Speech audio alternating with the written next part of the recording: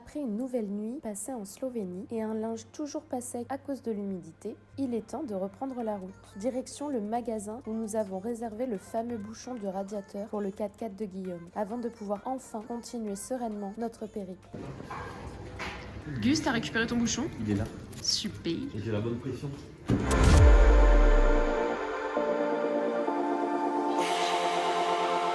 Nous sommes à Crange. Nous avons récupéré le bouchon du ventilateur pour le HDJ80 et maintenant nous sommes à la laverie pour faire sécher notre linge que nous avons lavé hier soir et qui n'a pas séché évidemment à cause de l'humidité. Après on va aller faire 2-3 courses, après on va aller voir le lac de Bled.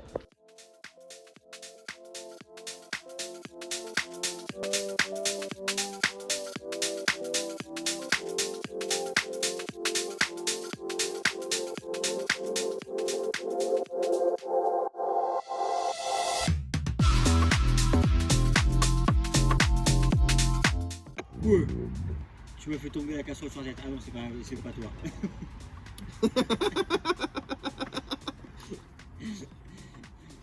Tu m'as assommé. Tu as voulu me tuer. Elle a réveillé tout le camping. Bon, à ce moment-là, il faut quand même que je vous explique ce qu'on est en train de raconter. La nuit dernière, pendant que les garçons étaient déjà couchés, Vanessa et moi, on finissait tranquillement la lessive, clope au bec, en attendant que les machines tournent. À un moment, j'ai voulu récupérer un truc dans le coffre du 4x4, sauf que j'ai fait tomber ma grosse cocotte en fonte pile du côté où dormait Olia. Forcément, elle a sursauté et elle a bondi sur le siège avant et elle a déclenché le klaxon pendant plusieurs secondes. Autant dire que la discrétion s'était ratée. Oh non, non, non, non. Bref, après cette petite frayeur nocturne et un bon fou rire, il est temps de reprendre la route.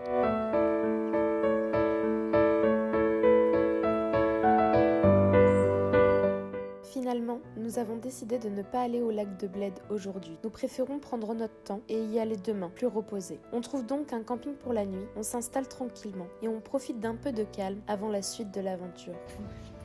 Au WC, là-bas. Et là, j'arrive dans la salle de bain et tout. En fait, c'est toilette et salle de bain, c'est... Et on finit entièrement. dans le camp de base parce qu'il fait super beau ici. Mais à l'apéro. Machallah la photo. C'était il y a 1 minute. Non, tu filmes maintenant, il fait nuit. Mais qu'est-ce que c'est de bon? Des bons magrets. Des très bons. Accompagné des petites patates. Et je pense qu'on va bien manger. Voilà. Oh, j'ai envoyé Guillaume. On est sur un repas là. Ça biche. Ça aussi, ça biche. Là, mais ça faut pas l'oublier, jamais. Ah non. Et le magret en vacances, faut jamais l'oublier non plus.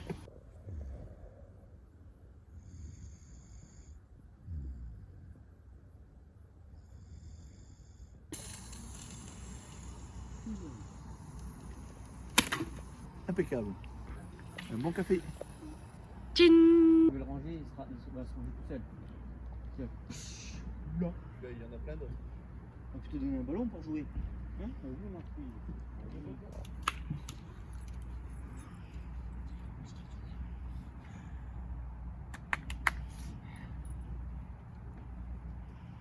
Nous reprenons la route direction l'un des lieux les plus emblématiques de Slovénie, le lac de Bled. Situé au cœur des Alpes juliennes, ce lac glaciaire est connu pour ses eaux turquoises, son île avec la petite église au milieu et son château perché sur une falaise. Je vais prendre celui-là, là. C'est lequel là? American Breakfast. Il y a quoi dans ton American Breakfast? Des bêtes, des butter, des gemmes, des cocktails sausage. Il y a du pain, de la confiture, du bacon frit, des œufs brouillés, des haricots, des boissons chaudes et des jus. Là, on va se taper le meilleur petit-déj. Oh oui. Le lac de Bled est bien plus qu'un simple décor de rêve. Son histoire remonte à des siècles. Le château qui domine le lac date de l'an 1004 et l'île au centre abrite une église où, selon la tradition, faire sonner la cloche porte bonheur.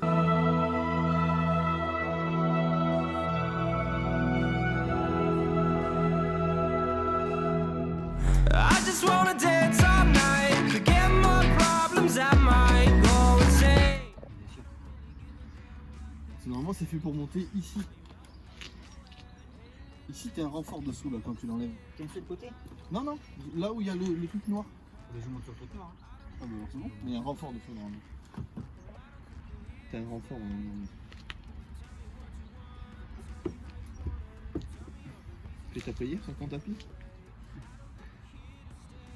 Ça avait frotté, mais apparemment c'est pas frotté. La tête par contre elle a frotté, non du tout. I just wanna be with you, yeah. I just wanna be with you, yeah. I just wanna be with you. I just wanna be with you. I just wanna be with you, yeah. I just wanna be with you, yeah. I just wanna be with you. On attend Gus Gus parce qu'il s'est fait arrêter par la policia. Ouais. Bon courage à eux pour se faire comprendre. Say, I don't really give a damn what they say. And now you know it. I feel like you're lying. Trying to be real, but you seem so fake. I'm sober, trying to move on, but you're in my way.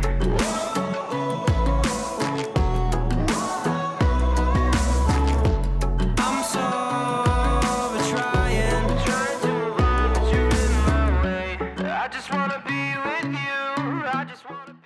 Après cette belle matinée au lac de Bled, on poursuit notre découverte de la Slovénie. Cette fois-ci, direction la nature sauvage, avec une halte à la cascade de Periknik, l'une des plus impressionnantes du pays.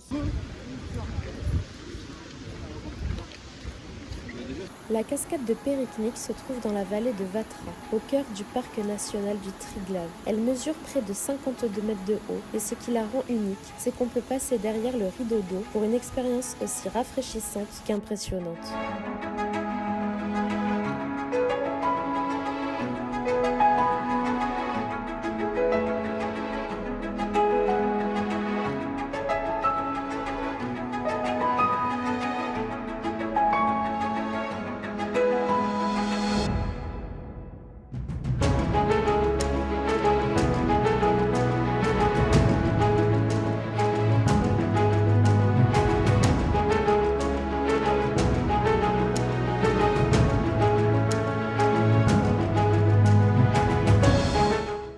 Après l'effort, le réconfort, j'ai l'impression d'être toujours à l'apéro. On y est pas mal apparemment. Bon, moi j'ai pris un sans alcool, j'ai pris un light. Moi aussi, c'est de l'eau. Ouais. C'est la bière de la brebis. Nous reprenons la route. La Slovénie étant un petit pays, nous voilà déjà proches de la frontière autrichienne. On décide alors de continuer notre voyage en passant par l'Autriche, sans vraiment imaginer ce qui nous attendait là-bas. Mais on quitte la Slovénie avec le sourire, heureux d'avoir enfin découvert ce pays qui nous attirait depuis si longtemps. Ces paysages sont un véritable trésor et on vous souhaite à tous de pouvoir un jour venir y poser vos roues.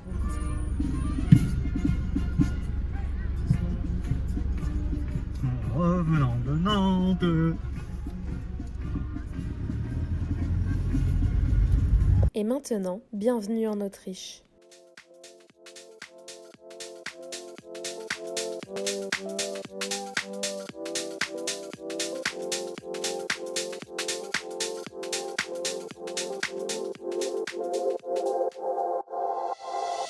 Il est presque 21h, on est passé du côté de l'Autriche, ça doit faire au moins 4 heures qu'on tourne pour trouver un camping pour se poser ou un bivouac ou n'importe quoi. Sauf qu'en fait tous les campings dès qu'ils voient les 4x4 ils nous disent non. On s'est fait agresser verbalement 2 fois depuis qu'on est en Autriche, c'est un très bon début. Du coup là on est arrivé sur une espèce de place où il y avait hôtel, camping et restaurant. Et en fait on a discuté avec un mec qui tient le restaurant qui est juste derrière moi. Et en fait il nous explique qu'on ne peut pas dormir sur le parking parce que c'est appartient à la ville et que demain matin c'est sûr qu'on aura les gendarmes. Que ici en Autriche c'est très compliqué le bivouac et que c'est sûr qu'on se fait jeter. Et par contre il nous a dit que la petite allée qui est juste derrière moi où il y a ces voitures ici, c'est à lui, c'est chez lui donc c'est privé et qu'il veut pas nous laisser dans la mouise. Il nous prête son allée pour qu'on dorme cette nuit et qu'il nous prête aussi des clés pour qu'on puisse se doucher et aller aux toilettes. Donc on a enfin trouvé une personne incroyable. On va se poser là, c'est pas le bivouac idéal mais c'est la seule solution qu'on a et on va bien évidemment manger à son restaurant pour le remercier remercier et on va lui offrir des petites bières de France aussi.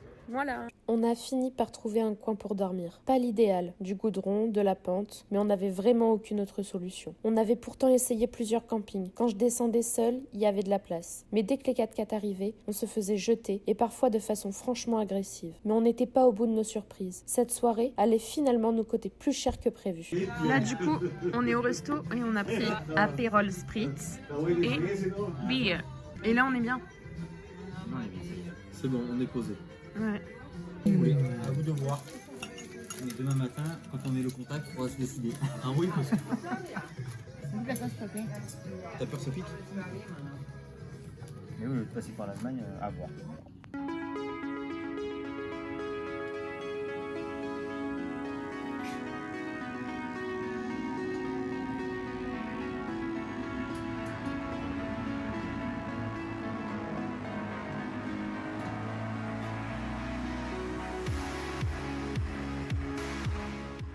Dedans et après c'est un tour. Et ça vient. Oula, ça va capoter, chef.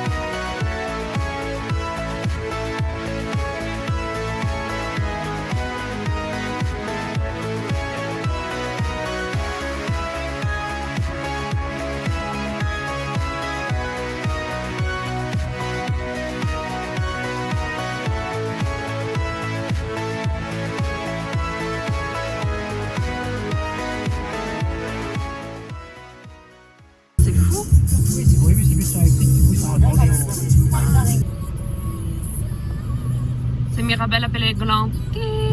Ce mélange de câbles là, il y en a partout.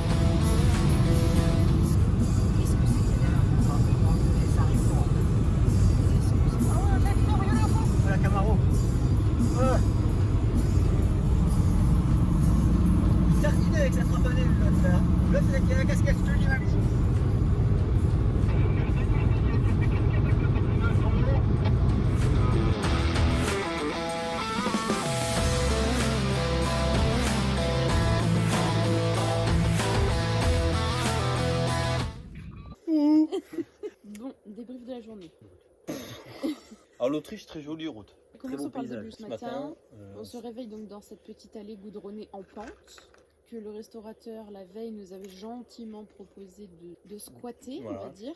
On a du coup, vu que quand même c'est la moindre des choses, nous avons mangé à son restaurant le soir. déjeuner le matin. On lui avait dit qu'on déjeunerait le matin là-bas. Il nous a laissé une clé pour aller accéder au sanitaire, donc à la douche et aux toilettes. Et en fait, ce matin, la petite surprise, c'est que pour la note du petit-déj, on s'est rendu compte qu'il nous faisait payer 25 € par personne pour avoir dormi dans son allée. Ce qui fait un total de 100 €, qui du coup nous revient plus cher qu'un camping en Autriche. Oui, largement. Et Donc on s'est fait un petit peu... Entubé. Voilà, enflé. Un petit peu, un peu. Le premier aspect de l'Autriche un peu compliqué, puisque compliqué de trouver des campings. Dès qu'ils voient les 4x4, c'est no complet. Et puis ils sont pas très aimables, puisque quand ils disent ça, ils tournent le dos carrément. Oui, complètement. Ils repartent. Tournent Enfin, les là- talons. Et... La majeure partie des personnes qu'on avait quand Ouais. même en Autriche, c'était ça. Ouais. C'était pas très aimable, on se sentait pas du tout les bienvenus, quoi. Alors on sait pas si ça vient des 4x4, on sait pas si ça vient du fait qu'on soit français. Je sais pas. Franchement, je saurais pas dire parce qu'on n'a pas compris. Donc après ça, on a quand même tracé vers l'Allemagne et sur la route, on a quand même donc traversé pas mal le pays. On a vu quand même des paysages qui étaient incroyables. Ouais. Joli. C'est un très très beau pays. Tous les chemins sont bloqués par contre. Il y a partout, il y a des panneaux interdiction. Le bivouac, alors je pense qu'il faut oublier surtout au mois d'août. Ah oui. En fait, ce qu'on nous expliquait, c'est que les gens ils dénoncent dès qu'ils vous voient bivouaquer, ils vont dénoncer. Il y a la police qui vient pour vous déloger. Donc bivouac, on peut oublier en tout cas au mois d'août. Les chemins, pareil. Donc là, c'est full camping et puis voilà. D'ailleurs, s'il y en a qui ont déjà fait l'Autriche en off-road et bivouac, on veut bien vos retours quand même. Parce qu'on se dit Savoir que c'est possible. comment vous avez fait et comment quelle ça s'est période. passé. Ouais, Mm. la période à laquelle vous êtes parti. Quoi. Et actuellement, On est bien. là, on est pas mal. On est bien. Au-dessus de Munich. On a fait quand même pas mal de routes. Ouais, grosse journée route. La seule chose qui était cool, c'était l'autobahn. Ouais, on a fait une petite pointe, les 4x4, on les a un peu dépoussiérés. Mais après, pas trop non plus, parce que les grosses roues et l'équilibrage des 4x4, c'est toujours un peu bof. Donc, mais sinon, ouais, on a pu faire des pointes à 160, quoi, histoire de voir ce que ça tenait, quoi. On a croisé des belles voitures, on s'est On s'est fait manger. doubler par des très grosses cylindrées. Mais là, ce soir, on est bien, il fait bon. On a trouvé un petit Pas- camping à la ferme. Franchement, on Les est bien. emplacements, hein. mais c'est très bien, le prix est très correct pour l'emplacement. On paye 18 € pour deux. On a accès à des toilettes, on n'a pas accès à de l'électricité ou de l'eau, mais franchement, on est très bien. Bon, on est autonome à ce niveau-là, donc Et demain, direction du coup la Suisse pour de nouvelles aventures. Et là, on est à l'apéro. Ah oui, C'est important. Bien sûr, toujours à l'eau des montagnes. l'eau des montagnes Voilà. qui pique. Et on va passer une bonne soirée, on va bien manger. Après, repas de prévu, entrecôte, pommes de terre. J'ai déjà pris en vidéo. La petite entrecôte. Sous neuf, il est déjà cassé. Ça m'agace.